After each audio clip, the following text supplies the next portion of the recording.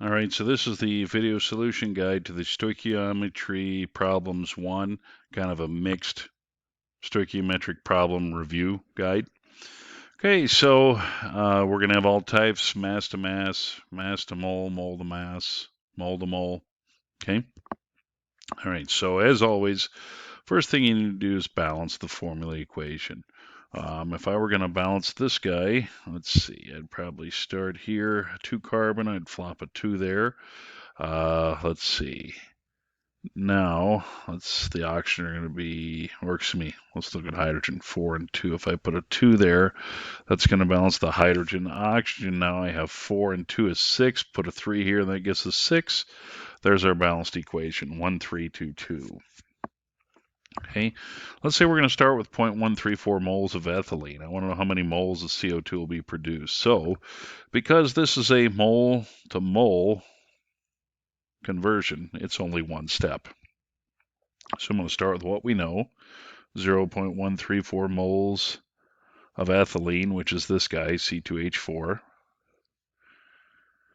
Okay, and then I want to convert that to CO2. Well, according to my formula, for every 1, it produces 2. So I want the 1 mole of ethylene on the bottom, and then 2 moles of CO2 on top. Moles of ethylene cancel.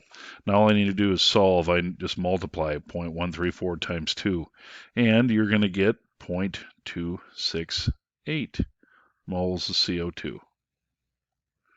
That's all there is to that one. Okay, next one. It says if you start with 10 grams of lithium hydroxide, how many moles of lithium bromide are produced? So, first thing we need to do is balance. This one lithium on both sides. Oxygen looks like there's 1. There's 2 hydrogen, 1 bromine. This one's already balanced, so that's okay. That happens. And notice we're going from mass to moles. So mass to moles is 2-step. We're going to have to go from use the molar mass to get from grams of lithium hydroxide to moles, and then the mole ratio. So let's start with what we know. 10 grams of lithium hydroxide. Okay, and we need to convert that into moles so we can use our mole ratio. Every Stoich problem will have a mole ratio in it. So if I add up, let's see, 1 lithium, 1 oxygen, 1 hydrogen, that's going to be 23.95 grams of lithium hydroxide. That is 1 mole. Okay, that's the molar mass. Grams cancel. I now know moles. Now that I know moles, I can do my mole ratio. Well, everything in this one was 1 to 1. For every 1 lithium hydroxide, there's 1 lithium bromide. I still should show that step. For every 1 mole lithium hydroxide, there is 1 mole of lithium bromide. Moles cancel. So basically, I'm going to take 10 divided by 23.95. When I do so, and I round that to 3 sig figs, it should be 0.418 moles of lithium bromide. Okay, next one. I want to know what mass potassium chloride is produced from 8.20 grams of potassium chlorate. Well, first thing we got to do is balance. The potassium and chlorine look good right now. I have 3 and 2. Common factor is going to be 6. Put a 3 here, makes the oxygen 6. Put a 2 there, makes the oxygen 6. But now the potassium and chlorine are screwed up. Put a 2 there and we're good. 2, 2, 3. So mass to mass is going to be a 3-step problem because we have to go use the molar mass to go from mass of potassium chloride to moles, mole ratio, and then molar mass potassium chloride. Start with what we know, 8.20 grams potassium chlorate. And I didn't know its molar mass. Well, 1 mole potassium chlorate is 122.55 grams of potassium chlorate. Notice grams are on opposite sides, they cancel. Now that I know moles, I can do the mole ratio. Well, according to the balanced formula, for every 2, there's 2. So that's fine. For every 2 moles of KClO3, there are 2 moles of KCl. Moles of potassium chlorate go away. Now that I know moles, I want to do grams because I wanted to know the mass, so I need to know its molar mass. Remember that whenever you do molar mass, it's only 1. 1 mole of KCl. And if I add up 1 potassium, 1 chlorine, it should be 74.55 grams of KCl. Moles cancel. So I'm going to take 8.2 times 74 divided by 122. I don't have to multiply and divide by 2. They cancel. With sig figs, you should have 4.99 grams of KCl. Okay, on the back, it used the same formula for all 3 problems, so we'll only balance this guy once. Let's see, 2 aluminum and 1. If I flop a 2 there, that balances the aluminums. Sulfates, I have 3, so if I put a 3 here, that makes 3 sulfates. Let's see, sodium, I have 6 and I have 1, so if I put a 6 here, sodium becomes 6, and lo and behold, that also fixed the hydroxide. So the coefficient should be 1, 6, 2, and 3. Okay, so on this one, it started out with the same amount of sodium hydroxide. It wants to know the relative amounts of the other elements present. So let's do that. We're going to start with, let's see, let's do A first.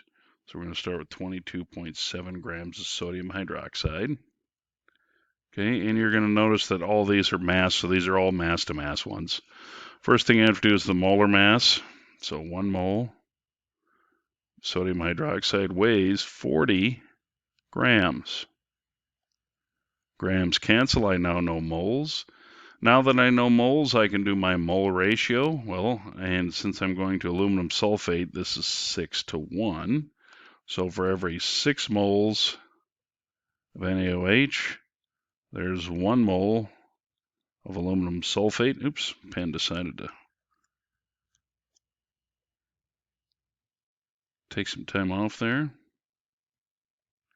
Okay, moles of sodium hydroxide are gone. Now I just need the molar mass of aluminum sulfate, and that's always 1 mole aluminum sulfate. So you have 2 aluminums, 3 sulfurs, and 12 oxygens. That ends up being 342.14 grams of aluminum sulfate. So what I'm going to do, I'm going to take 22 times 342 divided by 40 divided by 6. When you do so with sig figs, 32.4 grams of aluminum sulfate. Oops, hold on, let me fix that. I didn't get my parentheses there. There you go. Okay, same thing for the next one. Real quick, we don't have to balance this again because it's the same thing. Okay, and so let's do part 2, or part letter B, I guess. So once again, start out 22.7 grams of NaOH. Molar mass, 1 mole of NaOH. And guys, you notice that I'm labeling every step, not only units, but what the substance is. You're much less apt to make errors if you do it this way. Okay, now we're going to aluminum hydroxides. We're doing these two. So for every 6 moles of NaOH, there are 2 moles of aluminum hydroxide. Moles cancel. Now I know moles of aluminum hydroxide. I didn't want moles though, I wanted mass, so I need to do its molar mass. 1 mole of aluminum hydroxide, well, add 1 aluminum, 3 oxygen, and 3 hydrogen together, it should be 78.01 grams. Moles of aluminum hydroxide cancel. 22 times 2 times 78 divided by 40 divided by 6. And when you do that with sig figs, you should get 14.8 grams of aluminum hydroxide. Okay, last one, it's the same formula, so the same balancing. Okay, this is a 6, this is a 2, this is a 3. So we're going to convert now to the mass of sodium sulfate. So, as before, we start with what we know.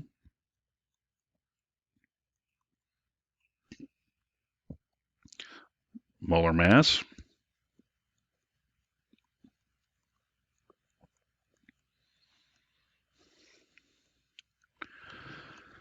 Now I need to do my mole ratio, and in this one it's 6:3.